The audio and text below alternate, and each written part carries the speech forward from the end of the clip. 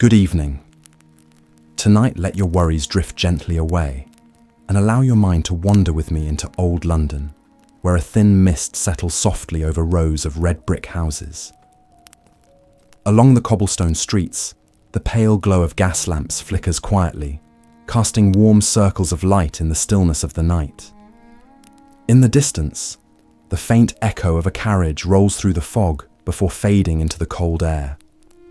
Let your shoulders relax, let your breath slow, and let this gentle voice guide you into the calm journey of Sherlock Holmes and Dr. Watson, unhurried, silent, and wrapped in the quiet mysteries of a bygone time. And now, in the peaceful hush of the night, our story begins. The Sign of the Four. Chapter 1. The Science of Deduction. Sherlock Holmes took his bottle from the corner of the mantelpiece and his hypodermic syringe from its neat morocco case. With his long, white, nervous fingers, he adjusted the delicate needle and rolled back his left shirt cuff. For some little time, his eyes rested thoughtfully upon the sinewy forearm and wrist, all dotted and scarred with innumerable puncture marks. Finally, he thrust the sharp point home, pressed down the tiny piston, and sank back into the velvet-lined armchair with a long sigh of satisfaction. 3 times a day, for many months, I had witnessed this performance, but custom had not reconciled my mind to it.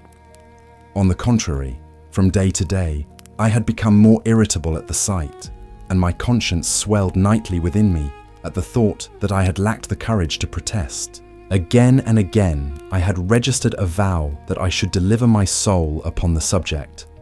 But there was that in the cool, nonchalant air of my companion, which made him the last man with whom one would care to take anything approaching to a liberty. His great powers, his masterly manner, and the experience which I had had of his many extraordinary qualities, all made me diffident and backward in crossing him. Yet upon that afternoon, whether it was the bone which I had taken with my lunch, or the additional exasperation produced by the extreme deliberation of his manner, I suddenly felt that I could hold out no longer. "Which is it today?" I asked. "Morphine or cocaine?" He raised his eyes languidly from the old black-letter volume which he had opened. "It is cocaine," he said. "A 7% solution. Would you care to try it?" "No, indeed," I answered brusquely. "My constitution has not got over the Afghan campaign yet. I cannot afford to throw any extra strain upon it." He smiled at my vehemence. "Perhaps you are right, Watson," he said. "I suppose that its influence is physically a bad one. I find it, however, so transcendently stimulating and clarifying to the mind that its secondary action is a matter of small moment. But consider," I said earnestly. "Count the cost.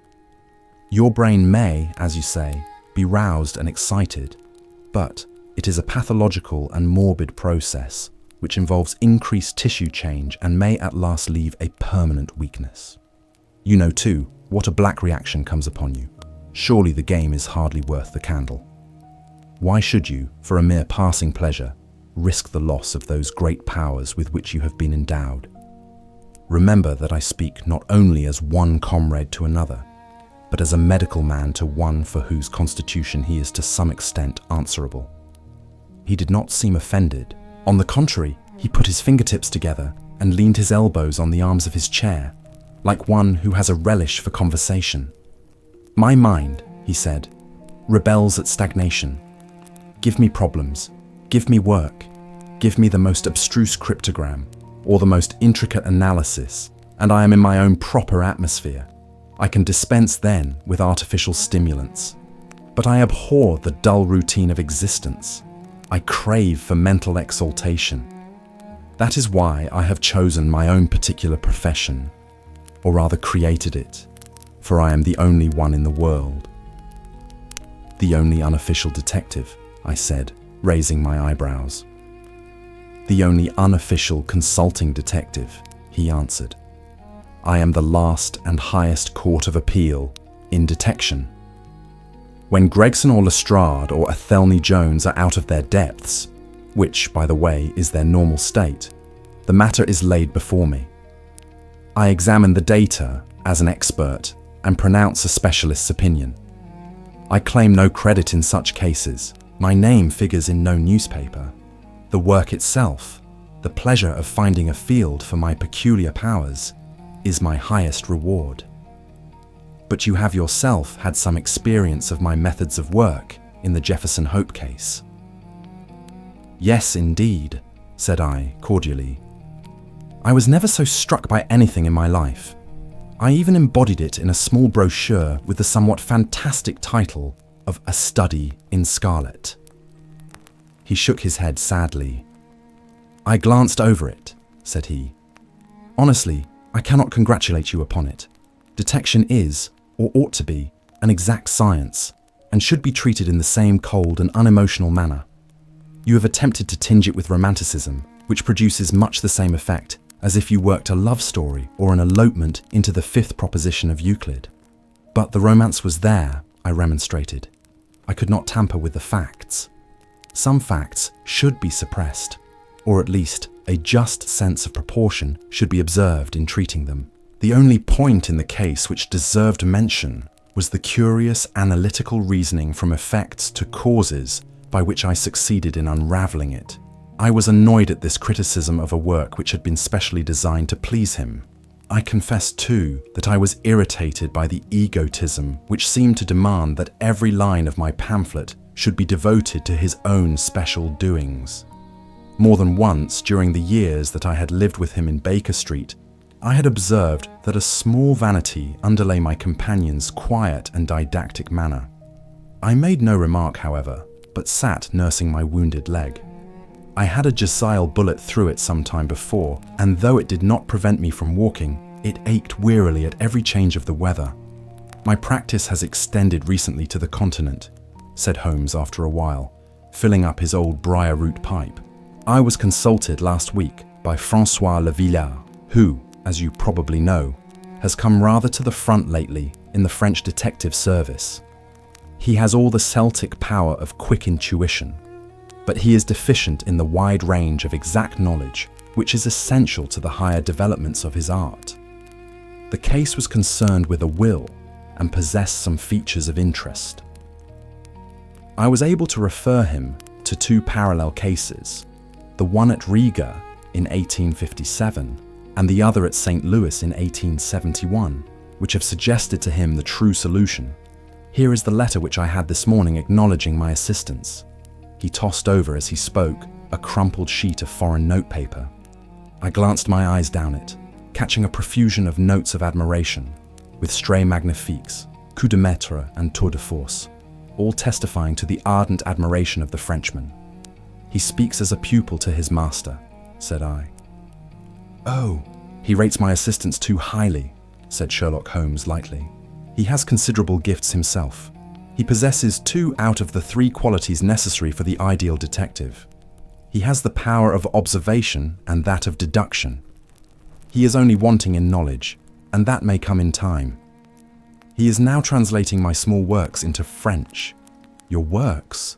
Oh, didn't you know? He cried, laughing. Yes, I have been guilty of several monographs.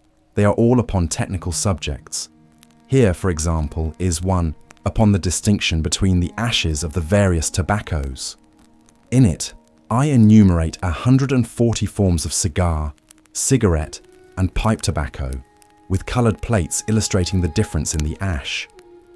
It is a point which is continually turning up in criminal trials, and which is sometimes of supreme importance as a clue. If you can say definitely, for example, that some murder has been done by a man who was smoking an Indian lunka, it obviously narrows your field of search. To the trained eye, there is as much difference between the black ash of a trichinopoly and the white fluff of bird's eye as there is between a cabbage and a potato. You have an extraordinary genius for minutiae, I remarked. I appreciate their importance.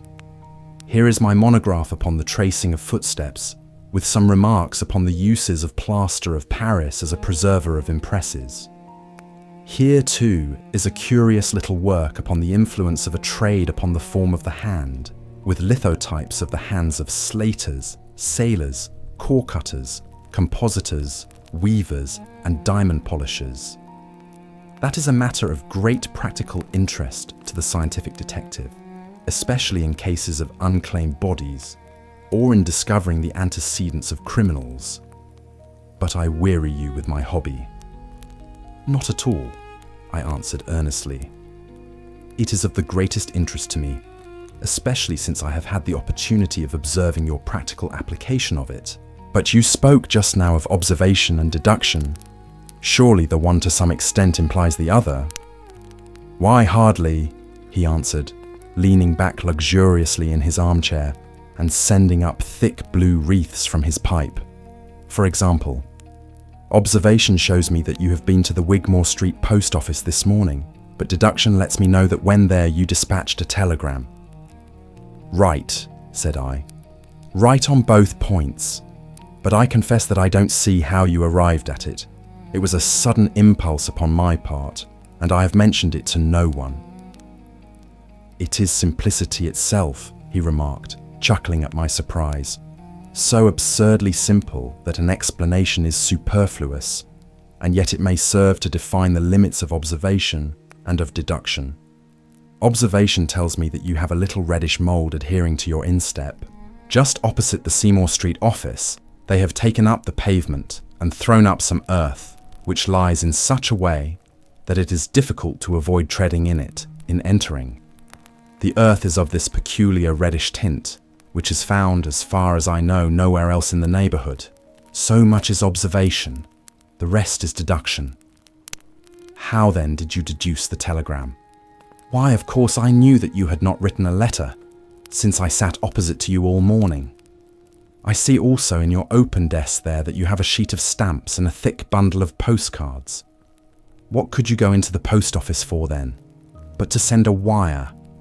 Eliminate all other factors, and the one which remains must be the truth. In this case, it certainly is so, I replied after a little thought. The thing, however, is, as you say, of the simplest. Would you think me impertinent if I were to put your theories to a more severe test? On the contrary, he answered, it would prevent me from taking a second dose of cocaine. I should be delighted to look into any problem which you might submit to me. I have heard you say that it is difficult for a man to have any object in daily use without leaving the impress of his individuality upon it in such a way that a trained observer might read it. Now, I have here a watch which has recently come into my possession. Would you have the kindness to let me have an opinion upon the character or habits of the late owner? I handed him over the watch with some slight feeling of amusement in my heart, for the test was, as I thought, an impossible one, and I intended it as a lesson against the somewhat dogmatic tone which he occasionally assumed. He balanced the watch in his hand, gazed hard at the dial, opened the back, and examined the works, first with his naked eyes, and then with a powerful convex lens. I could hardly keep from smiling at his crestfallen face when he finally snapped the case to and handed it back. There are hardly any data, he remarked. The watch has been recently cleaned, which robs me of my most suggestive facts. You are right, I answered. It was cleaned before being sent to me. In my heart, I accused my companion of putting forward a most lame and impotent excuse to cover his failure. What data could he expect from an uncleaned watch? Though unsatisfactory, my research has not been entirely barren, he observed, staring up at the ceiling with dreamy, lackluster eyes. Subject to your correction, I should judge that the watch belonged to your elder brother, who inherited it from your father. That you gather, no doubt, from the HW upon the back. Quite so. The W suggests your own name. The date of the watch is nearly 50 years back, and the initials are as old as the watch, so it was made for the last generation. Jewelry usually descends to the eldest son, and he is most likely to have the same name as the father. Your father has, if I remember right, been dead many years. It has, therefore, been in the hands of your eldest brother. Right so far, said I. Anything else? He was a man of untidy habits, very untidy and careless. He was left with good prospects, but he threw away his chances, lived for some time in poverty, with occasional short intervals of prosperity, and finally, taking to drink, he died. That is all I can gather. I sprang from my chair and limped impatiently about the room with considerable bitterness in my heart. "This is unworthy of you, Holmes," I said. "I could not have believed that you would have descended to this. You have made inquiries into the history of my unhappy brother, and you now pretend to deduce this knowledge in some fanciful way. You cannot expect me to believe that you have read all this from his old watch. It is unkind and, to speak plainly, has a touch of charlatanism in it." "My dear doctor," said he kindly, "pray accept my apologies. Viewing the matter as an abstract problem, I had forgotten how personal and painful a thing it might be to you. I assure you, however, that I never even knew that you had a brother until you handed me the watch." "Then, how in the name of all that is wonderful did you get these facts?" "They are absolutely correct in every particular." "Ah, that is good luck. I could only say what was the balance of probability. I did not at all expect to be so accurate. But it was not mere guesswork? No, I never guess. It is a shocking habit, destructive to the logical faculty. What seems strange to you is only so because you do not follow my train of thought or observe the small facts upon which large inferences may depend. For example, I began by stating that your brother was careless. When you observe the lower part of that watch case, you notice that it is not only dinted in 2 places, but it is cut and marked all over from the habit of keeping other hard objects, such as coins or keys, in the same pocket. Surely it is no great feat to assume that a man who treats a 50-guinea watch so cavalierly must be a careless man. Neither is it a very far-fetched inference that a man who inherits one article of such value is pretty well provided for in other respects." I nodded, to show that I followed his reasoning. It is very customary for pawnbrokers in England, when they take a watch, to scratch the number of the ticket with a pinpoint upon the inside of the case. It is more handy than a label, as there is no risk of the number being lost or transposed. There are no less than 4 such numbers visible to my lens on the inside of this case. Inference, that your brother was often at low water. Secondary inference, that he had occasional bursts of prosperity, or he could not have redeemed the pledge. Finally, I ask you to look at the inner plate, which contains the keyhole. Look at the thousands of scratches all round the hole, marks where the key has slipped. What sober man's key could have scored those grooves? But you will never see a drunkard's watch without them. He winds it at night, and he leaves these traces of his unsteady hand. Where is the mystery in all this? It is as clear as daylight, I answered. I regret the injustice which I did you. I should have had more faith in your marvellous faculty. May I ask whether you have any professional inquiry on foot at present? None, hence the cocaine. I cannot live without brain work. What else is there to live for? Stand at the window here. Was ever such a dreary, dismal, unprofitable world? See how the yellow fog swirls down the street and drifts across the dun-coloured houses. What could be more hopelessly prosaic and material? What is the use of having powers, Doctor, when one has no field upon which to exert them? Crime is commonplace, existence is commonplace, and no qualities save those which are commonplace have any function upon earth. I had opened my mouth to reply to this tirade, when with a crisp knock, our landlady entered, bearing a card upon the brass salver. "A young lady for you, sir," she said, addressing my companion. "Miss Mary Morstan," he read. I have no recollection of the name. Ask the young lady to step up, Mrs. Hudson. Don't go, Doctor. I should prefer that you remain." Chapter 2. The Statement of the Case. Miss Morstan entered the room with a firm step and an outward composure of manner. She was a blonde young lady, small, dainty, well-gloved, and dressed in the most perfect taste. There was, however, a plainness and simplicity about her costume which bore with it a suggestion of limited means. The dress was a somber greyish beige, untrimmed and unbraided, and she wore a small turban of the same dull hue, relieved only by a suspicion of white feather in the side.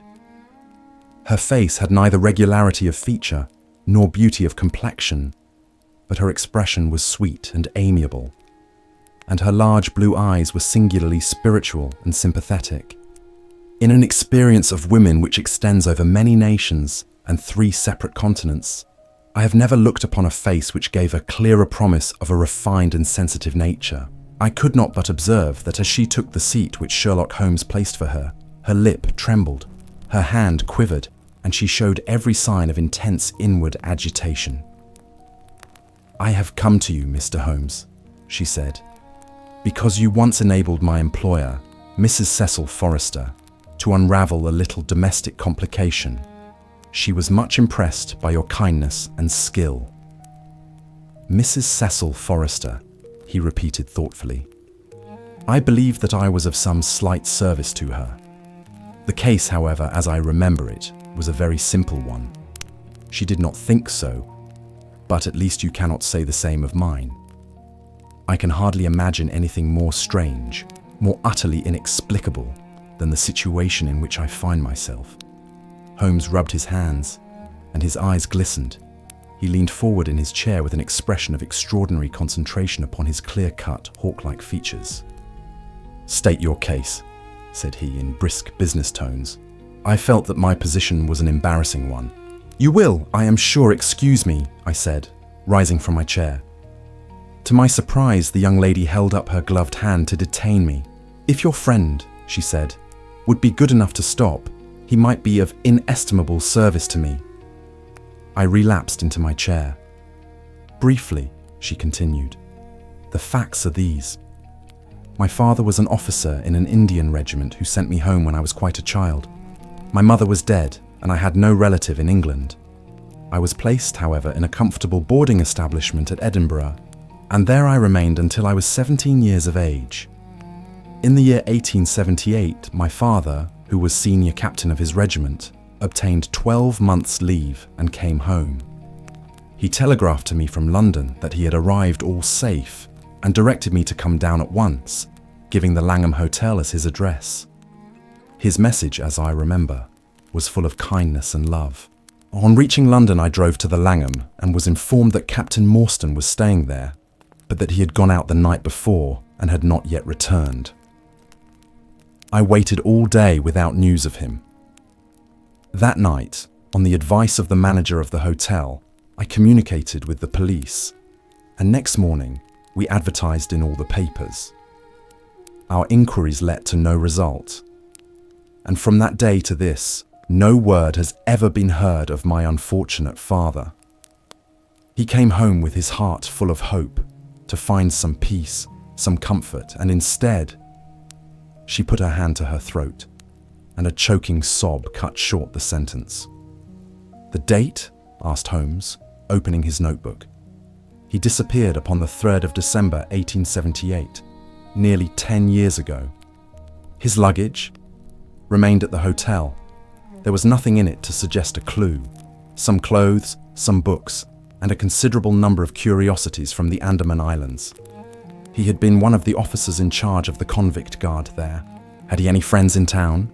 Only one that we know of, Major Sholto of his own regiment, the 34th Bombay Infantry. The Major had retired some little time before and lived at Upper Norwood. We communicated with him, of course, but he did not even know that his brother officer was in England." "A singular case," remarked Holmes. "I have not yet described to you the most singular part. About 6 years ago, to be exact, upon the 4th of May, 1882, an advertisement appeared in the Times asking for the address of Miss Mary Morstan and stating that it would be to her advantage to come forward. There was no name or address appended. I had at that time just entered the family of Mrs. Cecil Forrester in the capacity of governess. By her advice, I published my address in the advertisement column. The same day, there arrived through the post a small cardboard box addressed to me, which I found to contain a very large and lustrous pearl. No word of writing was enclosed. Since then, every year upon the same date, there has always appeared a similar box, containing a similar pearl without any clue as to the sender. They have been pronounced by an expert to be of a rare variety and of considerable value. You can see for yourselves that they are very handsome. She opened a flat box as she spoke and showed me 6 of the finest pearls that I had ever seen. "Your statement is most interesting," said Sherlock Holmes. "Has anything else occurred to you?" "Yes, and no later than today. That is why I've come to you. This morning I received this letter, which you will perhaps read for yourself." "Thank you," said Holmes. "The envelope too, please. Postmark London, SW, date July 7th. Man's thumb mark on corner. Probably postman. Best quality paper. Envelopes at 6p a packet. Particular man in his stationery. No address. Be at the 3rd pillar from the left outside the Lyceum Theatre tonight at 7 o'clock. If you are distrustful, bring 2 friends. You are a wronged woman and shall have justice. Do not bring police. If you do, all will be in vain. Your unknown friend." "Well, really, this is a very pretty little mystery. What do you intend to do, Miss Morstan?" "That is exactly what I want to ask you." "Then we shall most certainly go. You and I and...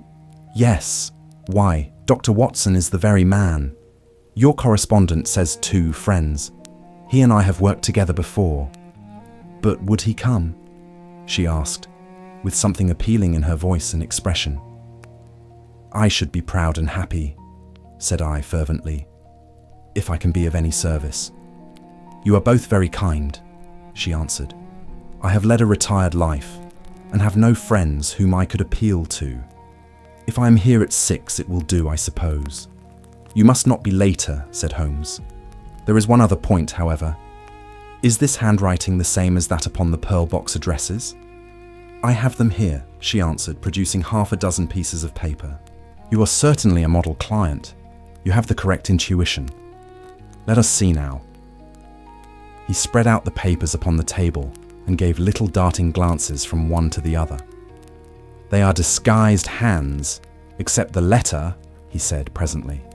"But there can be no question as to the authorship. See how the irrepressible Greek E will break out, and see the twirl of the final S. They are undoubtedly by the same person. I should not like to suggest false hopes, Miss Morstan, but is there any resemblance between this hand and that of your father?" "Nothing could be more unlike." "I expected to hear you say so. We shall look out for you then at 6. Pray allow me to keep the papers. I may look into the matter before then. It is only 3:30. Au revoir then." "Au revoir," said our visitor, and with a bright, kindly glance from one to the other of us, she replaced her pearl box in her bosom and hurried away. Standing at the window, I watched her walking briskly down the street, until the grey turban and white feather were but a speck in the sombre crowd. "What a very attractive woman," I exclaimed, turning to my companion. He had lit his pipe again and was leaning back with drooping eyelids. "Is she?" he said languidly. "I did not observe." "You really are an automaton, a calculating machine," I cried. "There is something positively inhuman in you at times." He smiled gently. "It is of the first importance," he said, "not to allow your judgment to be biased by personal qualities. A client is to me a mere unit, a factor in a problem. The emotional qualities are antagonistic to clear reasoning. I assure you that the most winning woman I ever knew was hanged for poisoning 3 little children for their insurance money. And the most repellent man of my acquaintance is a philanthropist who has spent nearly $250,000 upon the London poor. In this case, however, I never make exceptions. An exception disproves the rule. Have you ever had occasion to study character in handwriting? What do you make of this fellow's scribble?" "It is legible and regular," I answered. "A man of business habits and some force of character." Holmes shook his head. "Look at his long letters," he said. "They hardly rise above the common herd. That D might be an A, and that L an E. Men of character always differentiate their long letters, however illegibly they may write. There is vacillation in his Ks and self-esteem in his capitals. I'm going out now. I have some few references to make. Let me recommend this book, one of the most remarkable ever penned. It is Winwood Reade's Martyrdom of Man. I shall be back in an hour." I sat in the window with the volume in my hand, but my thoughts were far from the daring speculations of the writer. My mind ran upon our late visitor, her smiles, the deep, rich tones of her voice, the strange mystery which overhung her life.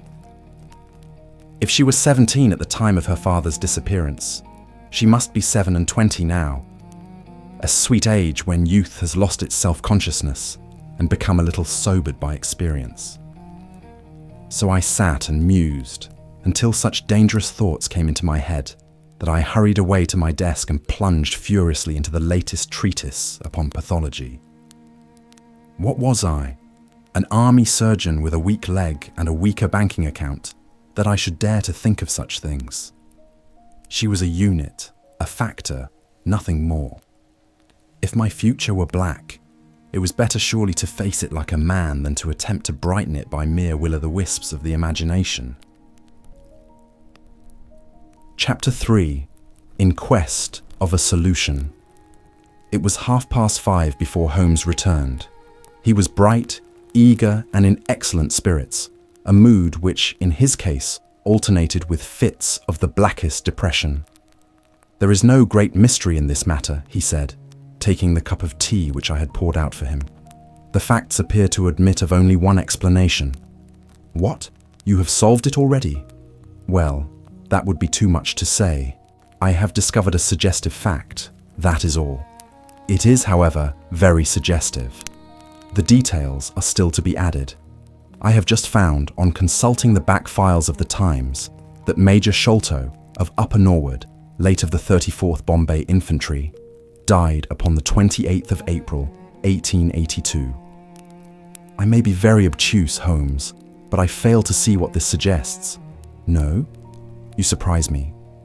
Look at it in this way, then. Captain Morstan disappears. The only person in London whom he could have visited is Major Sholto. Major Sholto denies having heard that he was in London. 4 years later, Sholto dies. Within a week of his death, Captain Morstan's daughter receives a valuable present, which is repeated from year to year, and now culminates in a letter which describes her as a wronged woman. What wrong can it refer to except this deprivation of her father? And why should the presents begin immediately after Sholto's death? Unless it is that Sholto's heir knows something of the mystery and desires to make compensation. Have you any alternative theory which will meet the facts? But what a strange compensation, and how strangely made. Why, too, should he write a letter now, rather than 6 years ago? Again, the letter speaks of giving her justice. What justice can she have? It is too much to suppose that her father is still alive. There is no other injustice in her case that you know of. There are difficulties. There are certainly difficulties, said Sherlock Holmes pensively. But our expedition of tonight will solve them all. Ah, here is a four-wheeler, and Miss Morstan is inside. Are you all ready? Then we had better go down, for it is a little past the hour. I picked up my hat and my heaviest stick, but I observed that Holmes took his revolver from his drawer and slipped it into his pocket.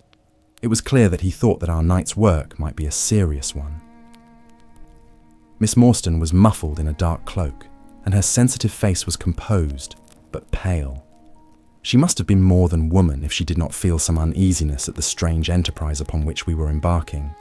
Yet her self-control was perfect, and she readily answered the few additional questions which Sherlock Holmes put to her. Major Sholto was a very particular friend of Papa's, she said. His letters were full of allusions to the Major. He and Papa were in command of the troops at the Andaman Islands, so they were thrown a great deal together. By the way, a curious paper was found in Papa's desk, which no one could understand. I don't suppose that it is of the slightest importance, but I thought you might care to see it, so I brought it with me. It is here." Holmes unfolded the paper carefully and smoothed it out upon his knee. He then very methodically examined it all over with his double lens. "It is paper of native Indian manufacture," he remarked. "It has at some time been pinned to a board. The diagram upon it appears to be a plan of part of a large building, with numerous halls, corridors, and passages. At one point is a small cross done in red ink, and above it is 337 from left, in faded pencil writing. In the left-hand corner is a curious hieroglyphic, like 4 crosses in a line with their arms touching. Beside it is written, in very rough and coarse characters, the sign of the 4, Jonathan Small, Muhammad Singh, Abdullah Khan, Dost Akbar. No, I confess that I do not see how this bears upon the matter, yet it is evidently a document of importance. It has been kept carefully in a pocketbook, for the one side is as clean as the other. It was in his pocketbook that we found it. Preserve it carefully then, Miss Morstan, for it may prove to be of use to us. I begin to suspect that this matter may turn out to be much deeper and more subtle than I at first supposed. I must reconsider my ideas." He leaned back in the cab, and I could see by his drawn brow and his vacant eye that he was thinking intently. Miss Morstan and I chatted in an undertone about our present expedition and its possible outcome, but our companion maintained his impenetrable reserve until the end of our journey. It was a September evening and not yet 7 o'clock, but the day had been a dreary one, and a dense, drizzly fog lay low upon the great city. Mud-coloured clouds drooped sadly over the muddy streets. Down the Strand, the lamps were but misty splotches of diffused light, which threw a feeble circular glimmer upon the slimy pavement. The yellow glare from the shop windows streamed out into the steamy, vaporous air, and threw a murky, shifting radiance across the crowded thoroughfare. There was, to my mind, something eerie and ghost-like in the endless procession of faces which flitted across these narrow bars of light, sad faces and glad, haggard and merry. Like all humankind, they flitted from the gloom into the light, and so back into the gloom once more. I am not subject to impressions, but the dull, heavy evening, with the strange business upon which we were engaged, combined to make me nervous and depressed. I could see from Miss Morstan's manner that she was suffering from the same feeling. Holmes alone could rise superior to petty influences. He held his open notebook upon his knee, and from time to time he jotted down figures and memoranda in the light of his pocket lantern. At the Lyceum Theatre, the crowds were already thick at the side entrances. In front, a continuous stream of hansoms and four-wheelers were rattling up, discharging their cargoes of shirt-fronted men and beshawled, bedia-munded women. We had hardly reached the third pillar, which was our rendezvous, before a small, dark, brisk man in the dress of a coachman accosted us. "Are you the parties who come with Miss Morstan?" he asked. "I am Miss Morstan, and these 2 gentlemen are my friends," said she. He bent a pair of wonderfully penetrating and questioning eyes upon us. "You will excuse me, miss," he said with a certain dogged manner, "but I was to ask you to give me your word that neither of your companions is a police officer." "I give you my word on that," she answered. He gave a shrill whistle, on which a street Arab led across a four-wheeler and opened the door. The man who had addressed us mounted to the box, while we took our places inside. We had hardly done so before the driver whipped up his horse, and we plunged away at a furious pace through the foggy streets. The situation was a curious one. We were driving to an unknown place on an unknown errand, yet our invitation was either a complete hoax, which was an inconceivable hypothesis, or else we had good reason to think that important issues might hang upon our journey. Miss Morstan's demeanour was as resolute and collected as ever. I endeavoured to cheer and amuse her by reminiscences of my adventures in Afghanistan. But, to tell the truth, I was myself so excited at our situation, and so curious as to our destination, that my stories were slightly involved. To this day, she declares that I told her one moving anecdote as to how a musket looked into my tent at the dead of night, and how I fired a double-barreled tiger cub at it. At first, I had some idea as to the direction in which we were driving, but soon, what with our pace, the fog, and my own limited knowledge of London, I lost my bearings and knew nothing, save that we seemed to be going a very long way. Sherlock Holmes was never at fault, however, and he muttered the names as the cab rattled through squares and in and out by tortuous by-streets. "Rochester Row," said he. "Now Vincent Square. Now we come out on the Vauxhall Bridge Road. We are making for the Surrey side, apparently." Yes, I thought so. Now we are on the bridge. You can catch glimpses of the river. We did indeed bet a fleeting view of a stretch of the Thames, with the lamps shining upon the broad, silent water. But our cab dashed on and was soon involved in a labyrinth of streets upon the other side. "Wordsworth Road," said my companion. "Priory Road, Larkhall Lane, Stockwell Place, Robert Street, Cold Harbour Lane. Our quest does not appear to take us to very fashionable regions. We had, indeed, reached a questionable and forbidding neighbourhood. Long lines of dull brick houses were only relieved by the coarse glare and tawdry brilliancy of public houses at the corner. Then came rows of two-storied villas, each with a fronting of miniature garden, and then again interminable lines of new-staring brick buildings, the monster tentacles which the giant city was throwing out into the country. At last, the cab drew up at the third house in a new terrace. None of the other houses were inhabited, and that at which we stopped was as dark as its neighbours, save for a single glimmer in the kitchen window. On our knocking, however, the door was instantly thrown open by a Hindu servant clad in a yellow turban, white loose-fitting clothes, and a yellow sash. There was something strangely incongruous in this oriental figure, framed in the commonplace doorway of a third-rate suburban dwelling house. "The Sahib awaits you," said he. And even as he spoke, there came a high piping voice from some inner room. "Show them into me, Kitmutgar," it cried. "Show them straight into me." Chapter 4. The Story of the Bald-Headed Man. We followed the Indian down a sordid and common passage, ill-lit and worse furnished, until he came to a door upon the right, which he threw open. A blaze of yellow light streamed out upon us, and in the centre of the glare there stood a small man with a very high head, a bristle of red hair all round the fringe of it, and a bald, shining scalp which shot out from among it like a mountain peak from fir trees. He writhed his hands together as he stood, and his features were in a perpetual jerk, now smiling, now scowling, but never for an instant in repose. Nature had given him a pendulous lip, and a too visible line of yellow and irregular teeth, which he strove feebly to conceal by constantly passing his hand over the lower part of his face. In spite of his obtrusive baldness, he gave the impression of youth. In point of fact, he had just turned his 30th year. "Your servant, Miss Morstan," he kept repeating, in a thin, high voice. "Your servant, gentlemen. Pray step into my little sanctum. A small place, miss, but furnished to my own liking. An oasis of art in the howling desert of South London."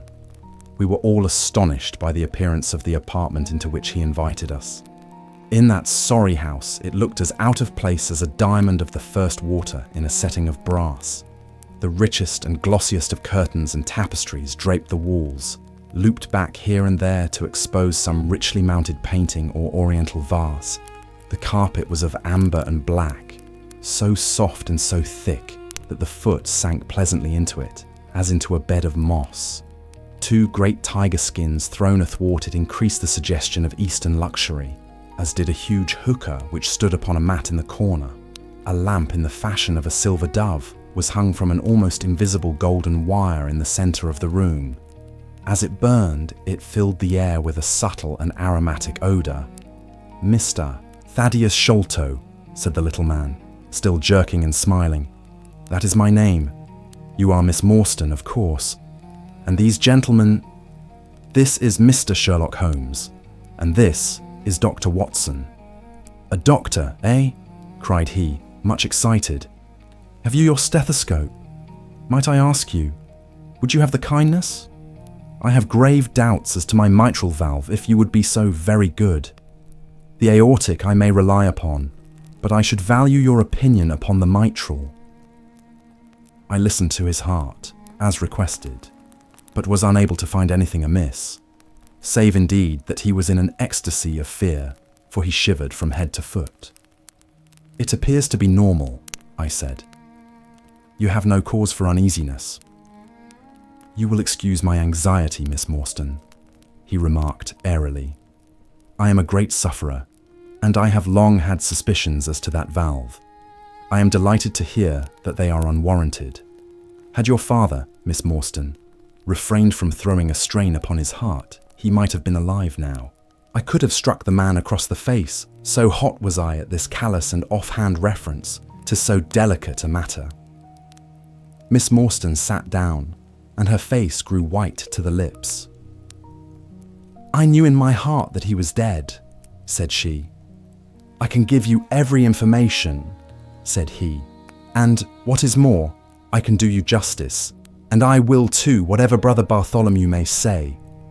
I am so glad to have your friends here, not only as an escort to you, but also as witnesses to what I am about to do and say. The three of us can show a bold front to Brother Bartholomew, but let us have no outsiders, no police or officials. We can settle everything satisfactorily among ourselves, without any interference. Nothing would annoy Brother Bartholomew more than any publicity. He sat down upon a low settee and blinked at us inquiringly with his weak, watery blue eyes. For my part, said Holmes, whatever you may choose to say will go no further. I nodded to show my agreement. That is well, that is well, Nam, said he. May I offer you a glass of Chianti, Miss Morstan, or of Tokay? I keep no other wines. Shall I open a flask? No? Well then, I trust that you have no objection to tobacco smoke, to the mild balsamic odour of the Eastern tobacco. I am a little nervous, and I find my hookah an invaluable sedative. He applied a taper to the great bowl, and the smoke bubbled merrily through the rose water. We sat all three in a semicircle, with our heads advanced, and our chins upon our hands, while the strange, jerky little fellow, with his high, shining head, puffed uneasily in the centre. When I first determined to make this communication to you, said he, I might have given you my address, but I feared that you might disregard my request and bring unpleasant people with you. I took the liberty, therefore, of making an appointment in such a way that my man Williams might be able to see you first. I have complete confidence in his discretion, and he had orders, if he were dissatisfied, to proceed no further in the matter. You will excuse these precautions, but I am a man of somewhat retiring, and I might even say refined, tastes, and there is nothing more unaesthetic than a policeman. I have a natural shrinking from all forms of rough materialism. I seldom come in contact with the rough crowd. I live, as you see, with some little atmosphere of elegance around me. I may call myself a patron of the arts. It is my weakness. The landscape is a genuine Corot, and though a connoisseur might perhaps throw a doubt upon that Salvator Rosa, there cannot be the least question about the Bouguereau. I am partial to the modern French school. You will excuse me, Mr. Sholto, said Miss Morstan, but I am here at your request to learn something which you desire to tell me. It is very late, and I should desire the interview to be as short as possible. At the best it must take some time, he answered, for we shall certainly have to go to Norwood and see Brother Bartholomew. We shall all go and try if we can get the better of Brother Bartholomew. He is very angry with me for taking the course which has seemed right to me. I had quite high words with him last night. You cannot imagine what a terrible fellow he is when he is angry. If we are to go to Norwood, it would perhaps be as well to start at once, I ventured to remark. He laughed until his ears were quite red. That would hardly do, he cried. I don't know what he would say if I brought you in that sudden way. No, I must prepare you by showing you how we all stand to each other. In the first place, I must tell you that there are several points in the story of which I am myself ignorant. I can only lay the facts before you as far as I know them myself. My father was, as you may have guessed, Major John Sholto, once of the Indian Army. He retired some 11 years ago and came to live at Pondicherry Lodge in Upper Norwood. He had prospered in India and brought back with him a considerable sum of money, a large collection of valuable curiosities, and a staff of native servants. With these advantages, he bought himself a house and lived in great luxury. My twin brother Bartholomew and I were the only children. I very well remember the sensation which was caused by the disappearance of Captain Morstan.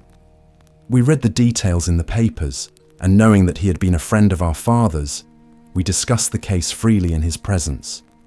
He used to join in our speculations as to what could have happened. Never for an instant did we suspect that he had the whole secret hidden in his own breast. That of all men, he alone knew the fate of Arthur Morstan. We did know, however, that some mystery, some positive danger, overhung our father. He was very fearful of going out alone, and he always employed 2 prize fighters to act as porters at Pondicherry Lodge. Williams, who drove you tonight, was one of them. He was once lightweight champion of England. Our father would never tell us what it was he feared, but he had a most marked aversion to men with wooden legs. On one occasion, he actually fired his revolver at a wooden-legged man, who proved to be a harmless tradesman canvassing for orders. We had to pay a large sum to hush the matter up. My brother and I used to think this a mere whim of my father's, but events have since led us to change our opinion. Early in 1882, my father received a letter from India which was a great shock to him. He nearly fainted at the breakfast table when he opened it, and from that day he sickened to his death. What was in the letter we could never discover, but I could see as he held it that it was short and written in a scrawling hand. He had suffered for years from an enlarged spleen, but he now became rapidly worse, and towards the end of April we were informed that he was beyond all hope and that he wished to make a last communication to us. When we entered his room, he was propped up with pillows and breathing heavily. He besought us to lock the door and to come upon either side of the bed. Then, grasping our hands, he made a remarkable statement to us, in a voice which was broken as much by emotion as by pain. I shall try and give it to you in his own very words.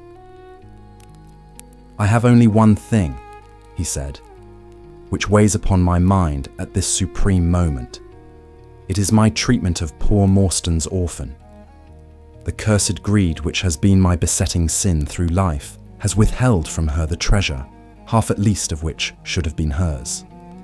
And yet I have made no use of it myself. So blind and foolish a thing is avarice. The mere feeling of possession has been so dear to me that I could not bear to share it with another.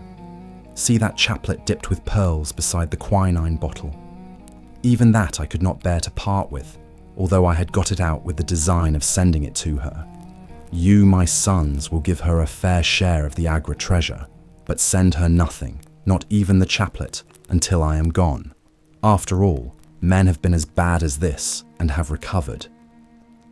I will tell you how Morstan died, he continued. He had suffered for years from a weak heart, but he concealed it from everyone. I alone knew it. When in India, he and I, through a remarkable chain of circumstances, came into possession of a considerable treasure. I brought it over to England, and on the night of Morstan's arrival, he came straight over here to claim his share. He walked over from the station and was admitted by my faithful Lal Chodar, who is now dead. Morstan and I had a difference of opinion as to the division of the treasure, and we came to heated words. Morstan had sprung out of his chair in a paroxysm of anger when he suddenly pressed his hand to his side. His face turned a dusky hue, and he fell backwards, cutting his head against the corner of the treasure chest. When I stooped over him, I found, to my horror, that he was dead. For a long time, I sat half distracted, wondering what I should do. My first impulse was, of course, to call for assistance. But I could not but recognize that there was every chance that I would be accused of his murder. His death at the moment of a quarrel and the gash in his head would be black against me.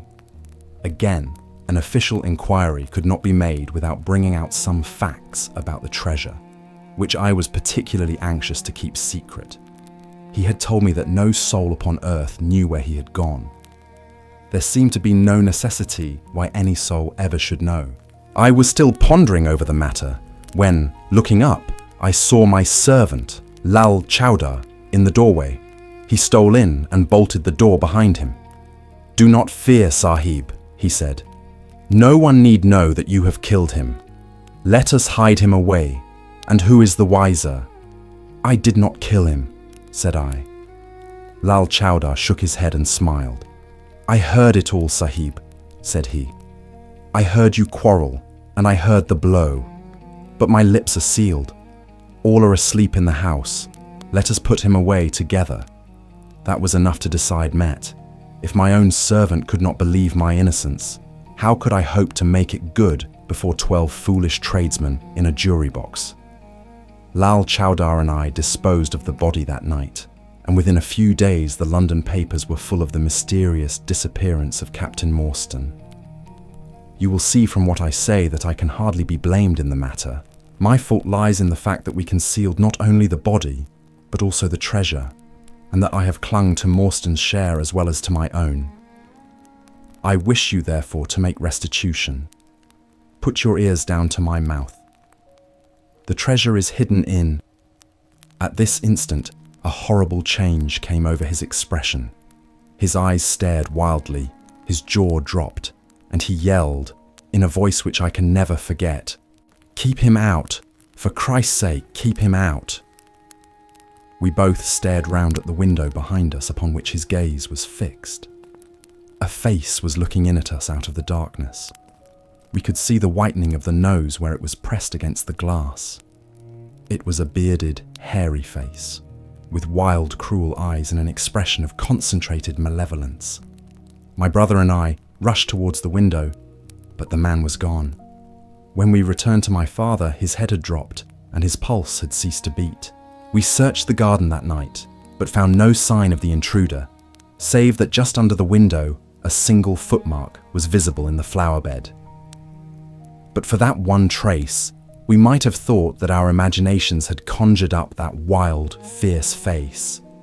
We soon, however, had another and a more striking proof that there were secret agencies at work all round us. The window of my father's room was found open in the morning. His cupboards and boxes had been rifled, and upon his chest was fixed a torn piece of paper, with the words, "The Sign of the Four," scrawled across it. What the phrase meant, or who our secret visitor may have been, we never knew. As far as we can judge, none of my father's property had been actually stolen, though everything had been turned out. My brother and I naturally associated this peculiar incident with the fear which haunted my father during his life. But it is still a complete mystery to us. The little man stopped to relight his hookah and puffed thoughtfully for a few moments. We had all sat absorbed, listening to his extraordinary narrative. At the short account of her father's death, Miss Morstan had turned deadly white, and for a moment I feared that she was about to faint. She rallied, however, on drinking a glass of water, which I quietly poured out for her from a Venetian carafe upon the side table. Sherlock Holmes leaned back in his chair, with an abstracted expression, and the lids drawn low over his glittering eyes. As I glanced at him, I could not but think how on that very day he had complained bitterly of the commonplaceness of life. Here at least was a problem which would tax his sagacity to the utmost. Mr. Thaddeus Sholto looked from one to the other of us with an obvious pride at the effect which his story had produced, and then continued between the puffs of his overgrown pipe. "My brother and I," said he, "were, as you may imagine, much excited as to the treasure which my father had spoken of. For weeks and for months we dug and delved in every part of the garden without discovering its whereabouts. It was maddening to think that the hiding place was on his very lips at the moment that he died. We could judge the splendor of the missing riches by the chaplet which he had taken out. Over this chaplet, my brother Bartholomew and I had some little discussion. The pearls were evidently of great value, and he was averse to part with them, for between friends, my brother was himself a little inclined to my father's fault. He thought, too, that if we parted with the chaplet, it might give rise to gossip and finally bring us into trouble. It was all that I could do to persuade him to let me find out Miss Morstan's address and send her a detached pearl at fixed intervals, so that at least she might never feel destitute. "It was a kindly thought," said our companion earnestly. "It was extremely good of you." The little man waved his hand deprecatingly. "We were your trustees," he said. That was the view which I took of it, though Brother Bartholomew could not altogether see it in that light. We had plenty of money ourselves. I desired no more. Besides, it would have been such bad taste to have treated a young lady in so scurvy a fashion. Le mauvais goût mène au crime. The French have a very neat way of putting these things. Our difference of opinion on this subject went so far that I thought it best to set up rooms for myself. So I left Pondicherry Lodge, taking the old Khitmatgar and Williams with me.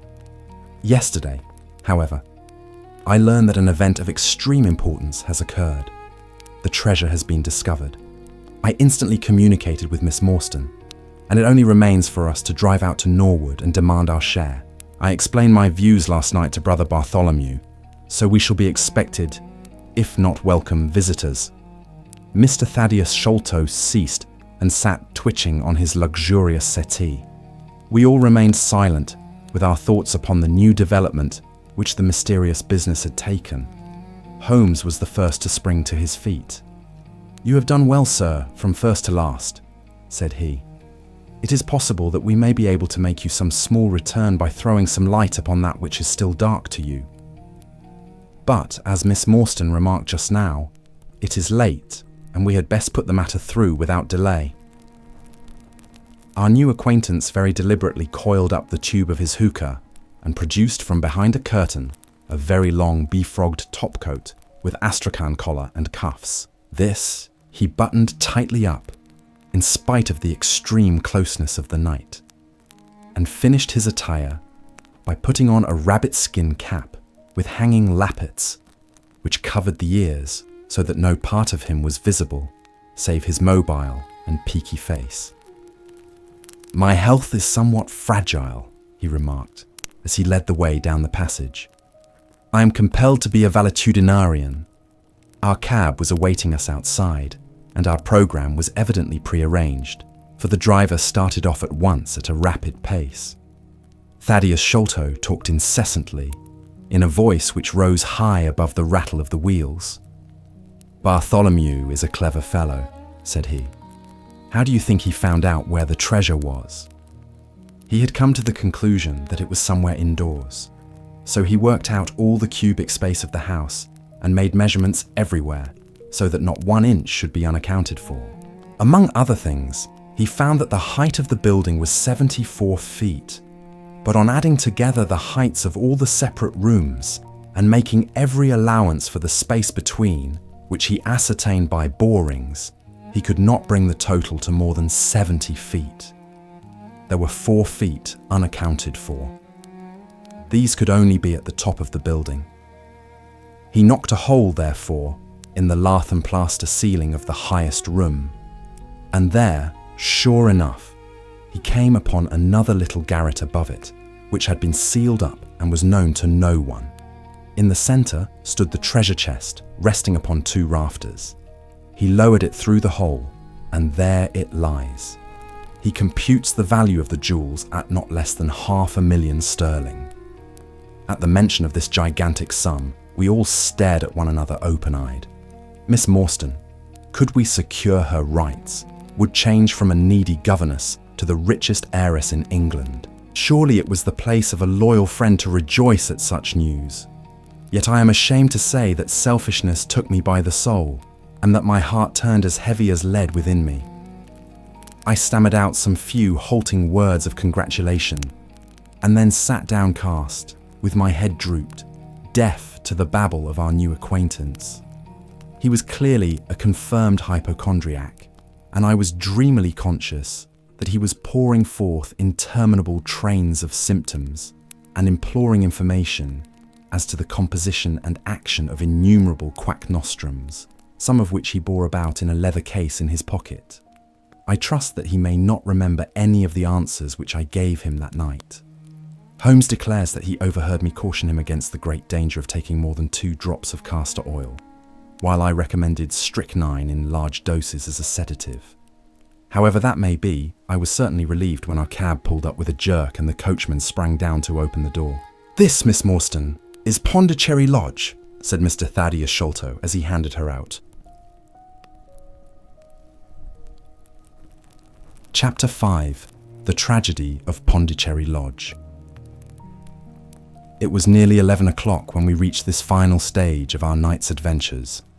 We had left the damp fog of the great city behind us, and the night was fairly fine. A warm wind blew from the westward, and heavy clouds moved slowly across the sky, with half a moon peeping occasionally through the rifts. It was clear enough to see for some distance, but Thaddeus Sholto took down one of the side lamps from the carriage to give us a better light upon our way. Pondicherry Lodge stood in its own grounds and was girt round with a very high stone wall topped with broken glass. A single narrow iron-clamped door formed the only means of entrance. On this, our guide knocked with a peculiar postman-like rat-tat. "Who is there?" cried a gruff voice from within. "It is I, McMurdo. You surely know my knock by this time." There was a grumbling sound and a clanking and jarring of keys. The door swung heavily back, and a short, deep-chested man stood in the opening, with the yellow light of the lantern shining upon his protruded face and twinkling distrustful eyes. "That you, Mr. Thaddeus? But who are the others? I had no orders about them from the master." "No, McMurdo, you surprise me. I told my brother last night that I should bring some friends. He ain't been out of his room today, Mr. Thaddeus, and I have no orders. You know very well that I must stick to regulations. I can let you in, but your friends must just stop where they are." This was an unexpected obstacle. Thaddeus Sholto looked about him in a perplexed and helpless manner. "This is too bad of you, McMurdo," he said. "If I guarantee them, that is enough for you. There is the young lady, too. She cannot wait on the public road at this hour." "Very sorry, Mr. Thaddeus," said the porter inexorably.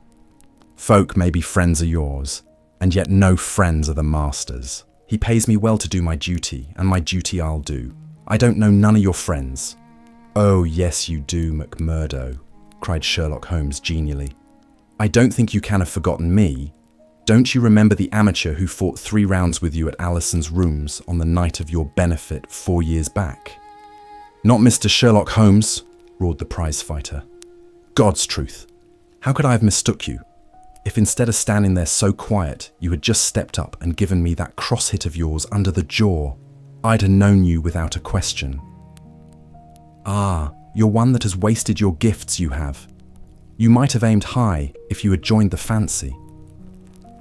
You see, Watson, if all else fails me, I have still one of the scientific professions open to me," said Holmes, laughing. "Our friend won't keep us out in the cold now, I am sure." "In you come, sir. In you come. You and your friends," he answered. "Very sorry, Mr. Thaddeus, but orders are very strict. Had to be certain of your friends before I let them in."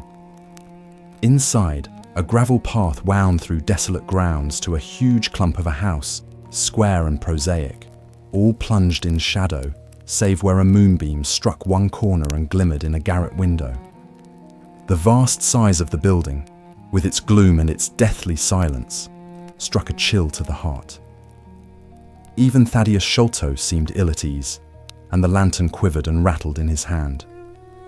"I cannot understand it," he said. "There must be some mistake. I distinctly told Bartholomew that we should be here, and yet there is no light in his window. I do not know what to make of it." "Does he always guard the premises in this way?"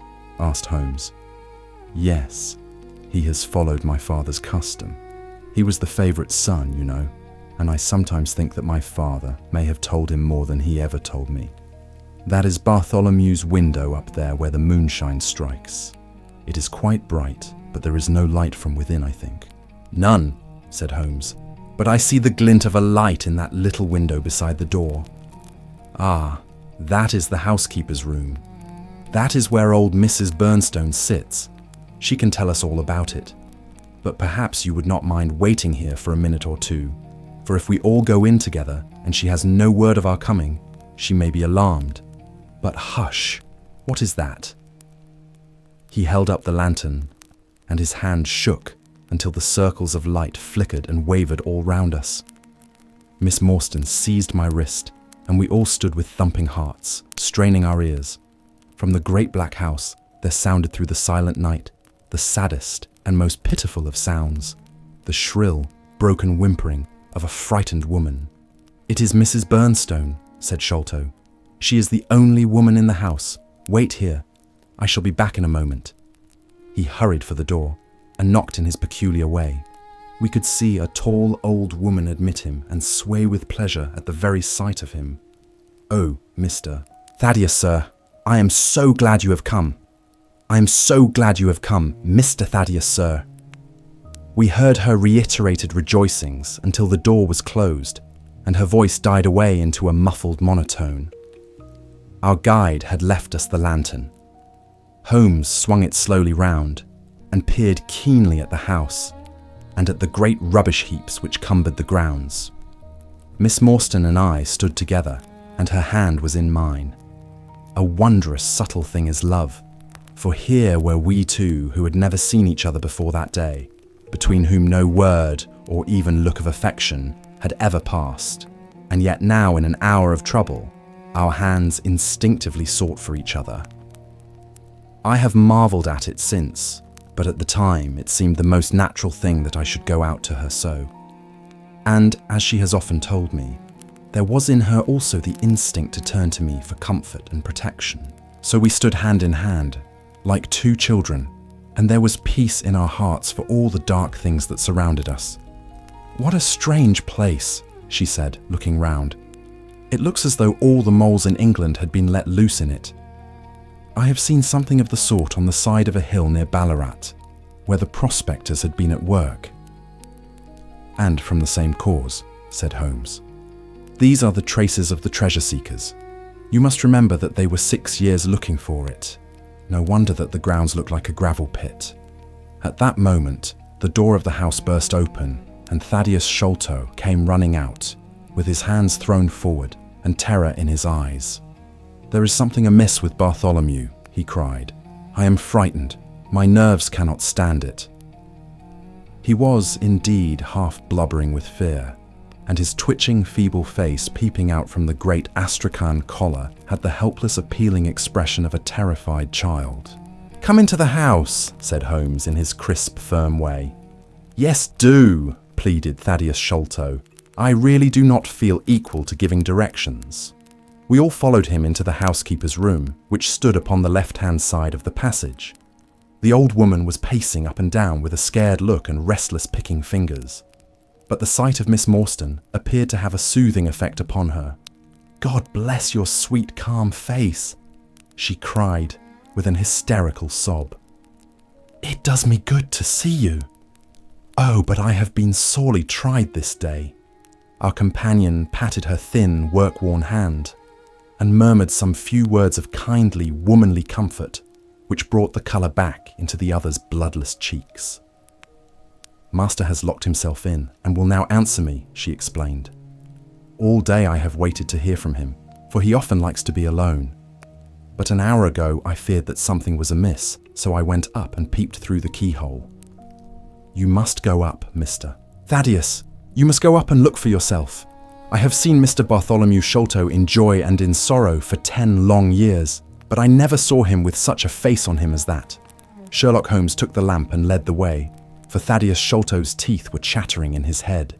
So shaken was he that I had to pass my hand under his arm as we went up the stairs, for his knees were trembling under him. Twice as we ascended, Holmes whipped his lens out of his pocket and carefully examined marks which appeared to me to be mere shapeless smudges of dust upon the coconut matting, which served as a stair carpet. He walked slowly from step to step, holding the lamp and shooting keen glances to right and left. Miss Morstan had remained behind with the frightened housekeeper. The third flight of stairs ended in a straight passage of some length, with a great picture in Indian tapestry upon the right of it and 3 doors upon the left. Holmes advanced along it in the same slow and methodical way, while we kept close at his heels, with our long black shadows streaming backwards down the corridor. The third door was that which we were seeking. Holmes knocked without receiving any answer, and then tried to turn the handle and force it open. It was locked on the inside, however, and by a broad and powerful bolt, as we could see when we set our lamp up against it. The key being turned, however, the hole was not entirely closed. Sherlock Holmes bent down to it and instantly rose again, with a sharp intaking of the breath. "There is something devilish in this, Watson," said he, more moved than I had ever before seen him. "What do you make of it?" I stooped to the hole and recoiled in horror. Moonlight was streaming into the room, and it was bright with a vague and shifty radiance, looking straight at me and suspended as it were in the air, for all beneath was in shadow. There hung a face, the very face of our companion Thaddeus. There was the same high, shining head, the same circular bristle of red hair, the same bloodless countenance. The features were set, however, in a horrible smile, a fixed and unnatural grin, which in that still and moonlit room was more jarring to the nerves than any scowl or contortion. So like was the face to that of our little friend, that I looked round at him to make sure that he was indeed with us. Then I recalled to mind that he had mentioned to us that his brother and he were twins. "This is terrible," I said to Holmes. "What is to be done?" "The door must come down," he answered, and springing against it, he put all his weight upon the lock. It creaked and groaned, but did not yield. Together we flung ourselves upon it once more, and this time it gave way with a sudden snap, and we found ourselves within Bartholomew Sholto's chamber. It appeared to have been fitted up as a chemical laboratory. A double line of glass-stoppered bottles was drawn up upon the wall opposite the door, and the table was littered over with Bunsen burners, test tubes, and retorts. In the corners stood carboys of acid in wicker baskets. One of these appeared to leak or to have been broken, for a stream of dark-coloured liquid had trickled out from it, and the air was heavy with a peculiarly pungent, tar-like odour. A set of steps stood at one side of the room, in the midst of a litter of lath and plaster, and above them there was an opening in the ceiling large enough for a man to pass through. At the foot of the steps, a long coil of rope was thrown carelessly together. By the table, in a wooden armchair, the master of the house was seated all in a heap, with his head sunk upon his left shoulder, and that ghastly, inscrutable smile upon his face. He was stiff and cold, and had clearly been dead many hours. It seemed to me that not only his features, but all his limbs were twisted and turned in the most fantastic fashion. By his hand upon the table there lay a peculiar instrument, a brown, close-grained stick, with a stone head like a hammer, rudely lashed on with coarse twine. Beside it was a torn sheet of notepaper with some words scrawled upon it. Holmes glanced at it, and then handed it to me. "You see," he said, with a significant raising of the eyebrows. In the light of the lantern I read, with a thrill of horror, the sign of the four. "In God's name, what does it all mean?" I asked. "It means murder," said he, stooping over the dead man. "Ah, I expected it. Look here." He pointed to what looked like a long, dark thorn stuck in the skin just above the ear. "It looks like a thorn," said I. "It is a thorn. You may pick it out. But be careful, for it is poisoned." I took it up between my finger and thumb. It came away from the skin so readily that hardly any mark was left behind. One tiny speck of blood showed where the puncture had been. "This is all an insoluble mystery to me," said I. "It grows darker instead of clearer."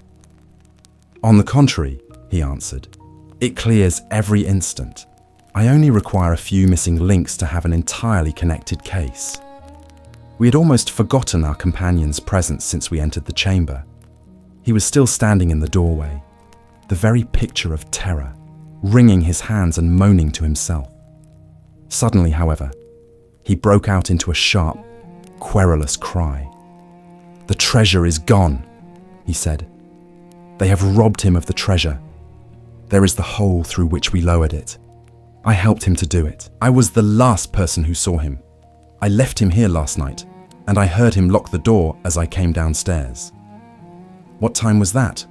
"It was 10 o'clock, and now he is dead, and the police will be called in, and I shall be suspected of having had a hand in it." "Oh yes, I am sure I shall." "But you don't think so, gentlemen? Surely you don't think that it was I? Is it likely that I would have brought you here if it were I? Oh dear! Oh dear, I know that I shall go mad." He jerked his arms and stamped his feet in a kind of convulsive frenzy. "You have no reason for fear, Mr. Sholto," said Holmes kindly, putting his hand upon his shoulder. "Take my advice and drive down to the station to report this matter to the police.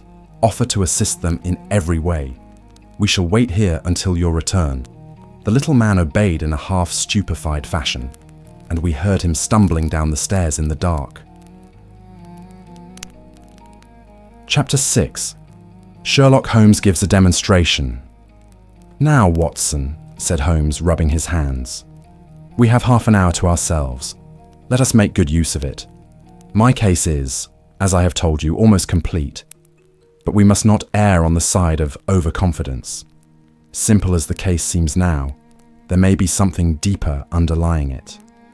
"Simple!" I ejaculated. "Surely," said he, with something of the air of a clinical professor expounding to his class. "Just sit in the corner there, that your footprints may not complicate matters. Now to work. In the first place, how did these folk come, and how did they go? The door has not been opened since last night. How of the window?" He carried the lamp across to it, muttering his observations aloud the while, but addressing them to himself rather than to me. "Window is snibbed on the inner side. Framework is solid. No hinges at the side. Let us open it. No water pipe near. Roof quite out of reach. Yet a man has mounted by the window. It rained a little last night. Here is the print of a foot in mould upon the sill. And here is a circular muddy mark. And here again, upon the floor, and here again by the table. See here, Watson. This is really a very pretty demonstration." I looked at the round, well-defined muddy discs. "This is not a footmark," said I. "It is something much more valuable to us. It is the impression of a wooden stump. You see here on the sill is the boot mark, a heavy boot with the broad metal heel, and beside it is the mark of the timber toe. It is the wooden-legged man. Quite so.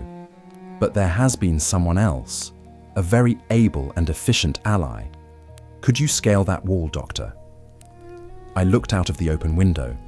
The moon still shone brightly on that angle of the house.